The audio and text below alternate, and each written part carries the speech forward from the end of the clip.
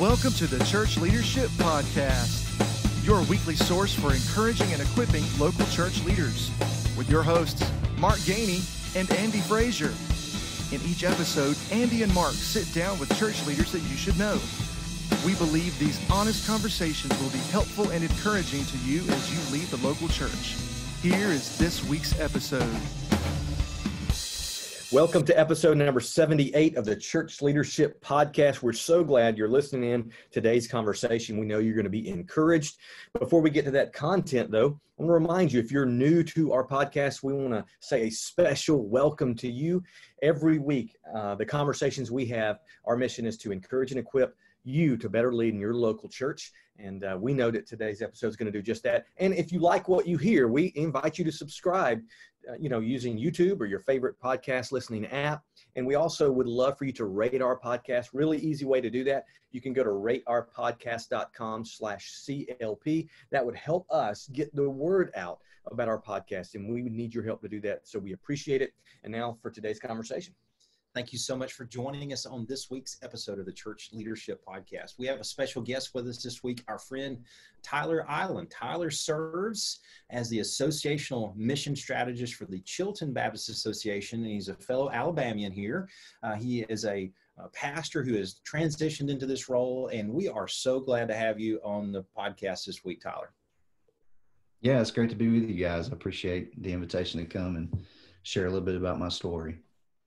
Well, that's what we want to hear. We want to hear a little about your story. And I'll say this from afar, having met you before in person and watched your ministry and really watching your transition, it has been, to me at least, it's been an encouragement and a delight to see God use you in both of those roles.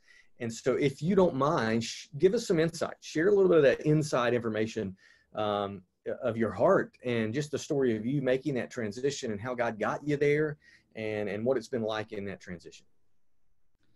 Yeah.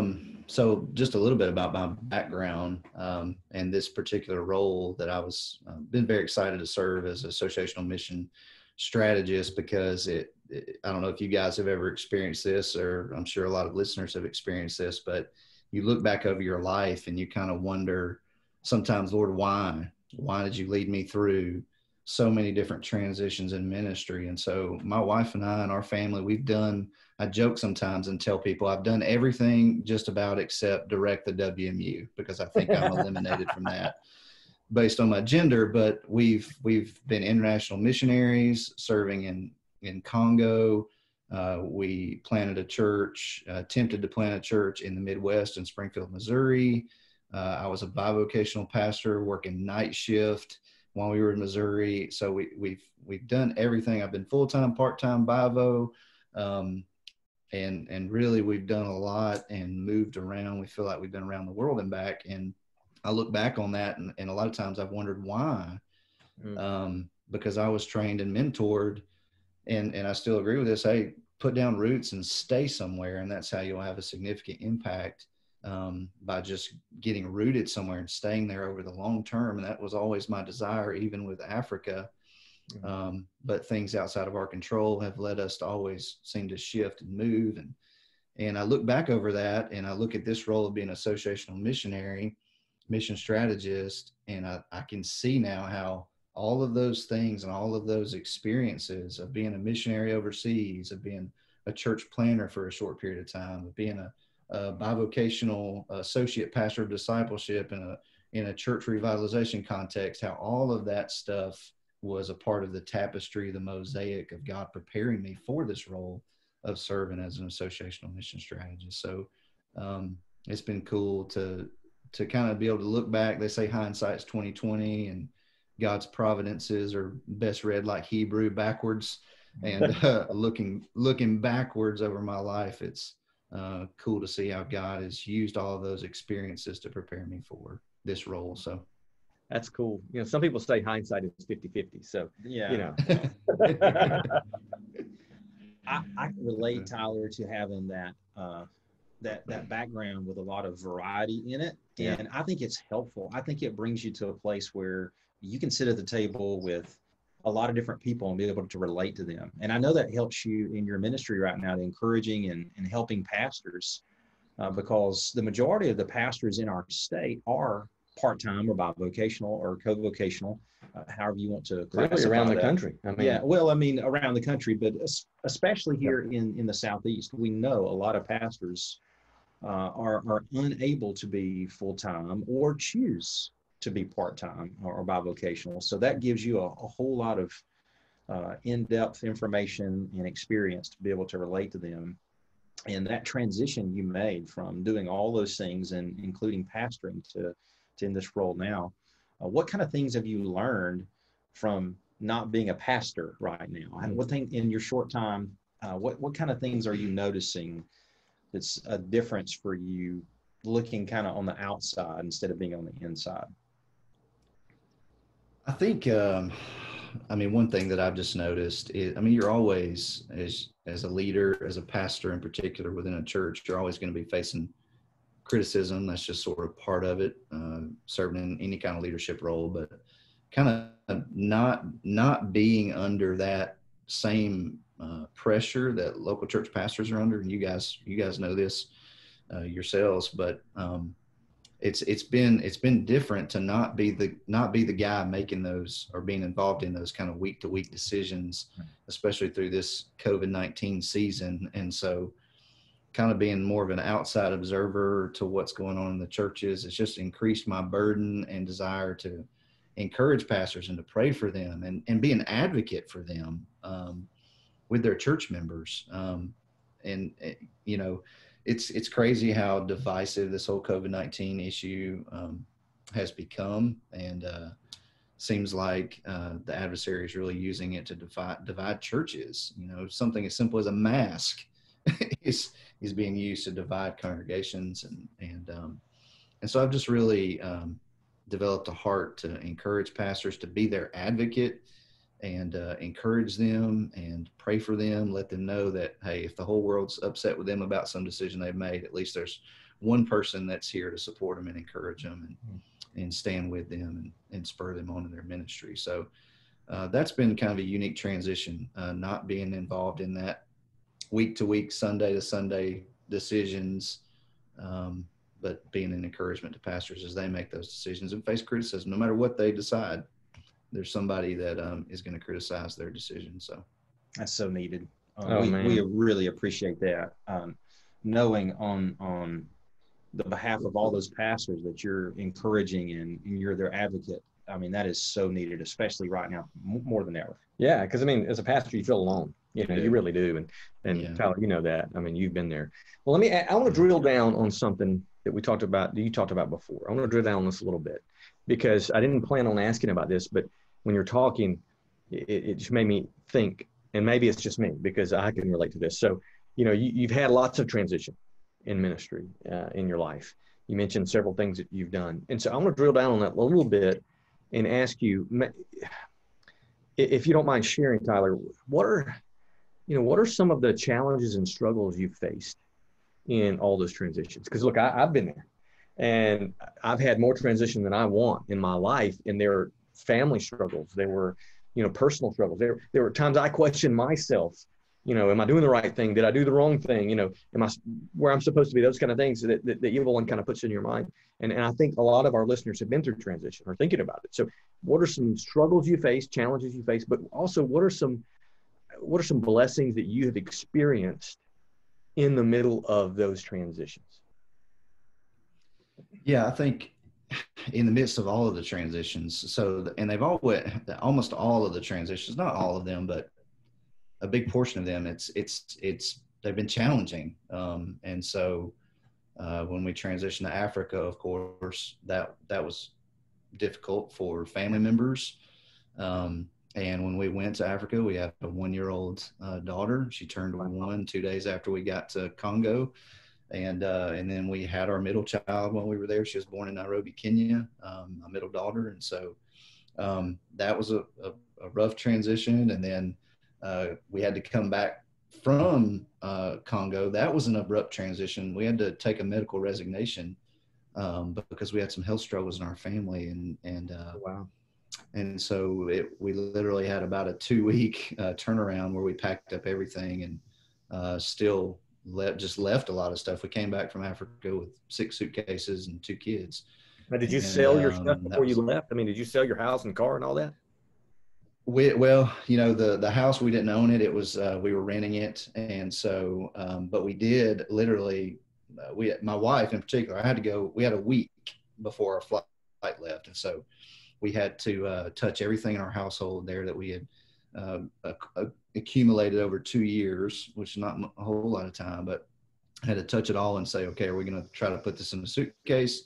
Are we going to try to ship it and crate it back from Africa, if that's even a possibility? And are we just going to give it away or sell it? And so we kind of had a yard sale in Africa and got rid of a lot of stuff. And we did intend to crate some stuff back, but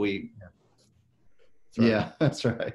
So we never got some of our stuff back. We intended to crate some of it back and had it prepared, but I have no idea to this day where a lot of that stuff went. Where it ended up. Yeah, it's probably in some Congolese government official's house, I would imagine. But anyway, so that was a rocky transition, and I went through kind of an identity crisis when I came back from there. And so, because I had put all of my eggs in the missionary basket. And really, I'll probably just share this, and I think this is a key takeaway for all the points of transition that I've been through. But it relates around identity, who I am in Christ. Because like I said, I was excited about being a missionary. I was a part of a church during my seminary years down in Auburn, Lakeview Baptist Church, and huge missions heartbeat in that church. And Al Jackson, the pastor who's there, who mentored me while I was in seminary. And so I was so excited about being a missionary. This was God's call on our life. And then that was seemingly taken away. And we came back here and we're living in a mission home that a church graciously provided for us. And I remember going through this moment like, Lord, who am I now? Because I was a missionary. And now my pay stub, which I didn't have a pay stub, my pay stub no longer says International Mission Board. Right. My geography and zip code has changed. And in that transitional moment, and I think it would apply to all of my transitional moments, God really impressed upon me, my identity does not change based on my geography or my pay stub, but my identity is secure in Him. And so even though I was no longer a missionary serving overseas, I still am a missionary serving in my own neighborhood and wherever I go on a day-to-day basis. And so that was a big lesson learned through those times of transition. And so even today, my identity is first that I'm a son of my Heavenly Father. Yeah. I'm a disciple, and it doesn't matter what job I work or where my income is derived from, that identity in Him through those transitions helps smooth out some of the rockiness of transition sometimes. Man, that is huge. I think, and we're not going to, but I think if we enter the discussion right now, that's exactly what so many leaders and pastors need to hear. Your identity is not in your position. Your identity is not even in your ministry role. Because when you go through transition, that is exactly right, Tyler. I've felt that. I've lived it. That identity crisis sets in. And I think that is a huge blessing for you to say that God used that to solidify who you really are. That's awesome. Thank you for sharing that. Yeah, and a lot of people don't realize how much we who are called to some type of vocational ministry or missions kind of land there. Yeah. We have a lot of identity crises over the years because we try to tie ourselves to our ministry or the results we have or lack of results we have in ministry. And that's probably never been more evident than now. I mean, we don't have the people and the classes and the programming, and a lot of people don't have the budgets right now. So how are you encouraging pastors right now? I mean, I think that's a great thing to talk about is their identity is not in those things, but what other ways are you encouraging and helping pastors right now to deal with what we're dealing with? Because you may be like me, and a lot of pastors probably were. We thought originally this will pass. This will be over soon. In Easter, we'll get over the hump. We'll get back together at Easter, and then it was like, whoa, maybe we'll be here until the middle of the summer, and then it was like, well, when school starts back, surely everything will kind of be normalizing, but here we are, and it looks like we're kind of in for a long haul for this. So how are you encouraging pastors right now? Well, I think, and I do the same thing with my daughters, and even myself when I start to feel overwhelmed, which is constantly it feels overwhelming. I mean, I like to get data and information and then make decisions based off that data. And like the data is always shifting, and we don't have all the information about how this is going to impact us. And so it's kind of like flying blind in a sandstorm or something. I mean, you don't know what's going on. And so my encouragement has been just do the next thing, typically I think there's a lot of emphasis, and rightly so, on long-term planning. That's a good thing. That's 6 long-term months, planning is year like out.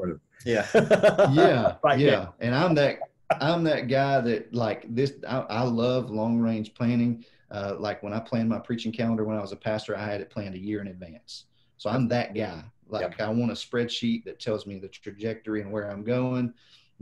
I've got the big 12-month calendar on the wall, and so, but in this particular time, man, it's how do you long range plan when you don't know what it's going to be like? And so it's just focusing on faithfulness to the Lord to do the next thing in front of you that He's got for you. And that might be encouraging somebody. And I also think, one good thing maybe that's come from this is a lot of the metrics that we tend to gauge success on have, like you said, have kind of been stripped away. And, the one metric for success really is disciple making, and are we faithfully reproducing disciples? And we can still do that, right? I mean, we can get together one-on-one and disciple people. And so maybe I've tried to think about, maybe this is a recalibration for the church. Maybe this is a recalibration for Christian leaders to shift our emphasis off of, it's important. The Sunday gathering is hugely important, but sometimes I think overemphasized in how we measure success in Christian ministry. I think you're 100% right. I think it's an opportunity to evaluate, to put everything on the table. We've used that term probably, if we've used it once, we've used it 1,000,000 times in the last 6 months. And, if because your entire ministry, as an associational missional strategist, has been in COVID. So you don't have the pre-COVID ministry to base anything on. So your whole ministry has been in the middle of this pandemic, which is insane to me. It's crazy. But if you have a pastor come to you, and you probably have, if you have a pastor come to you or a church leader come to you and say, listen, I think God's using this as an opportunity. I want to see this as an opportunity rather than a challenge. I want to see it as a chance for God to do something that He couldn't do or wasn't doing before, that we wouldn't allow Him to do before, that now He's paved the way for. How do I go about that? I mean, what would you say to them? Like, how would you give them counsel to move forward in that recalibration? Yeah. Well, I think just sharing those things that, I just mentioned a little bit, that discipleship, and that's really the focus. And I think that this crisis has been a good thing for churches because it's forced us to innovate and adapt. And I think that the church at its best is always innovating and adapting, not changing our message, but always evaluating our methods to see, is this getting us where we want to go? Is this accomplishing the mission that Jesus has given to us? And so because everything has kind of been cleared from the deck, so to speak, an encouragement I've offered to a few pastors is, before you throw something back in, maybe it's a good time to evaluate and say, do we need to continue doing this, or does it need to be retooled or replaced with something else that's going to maybe be more effective?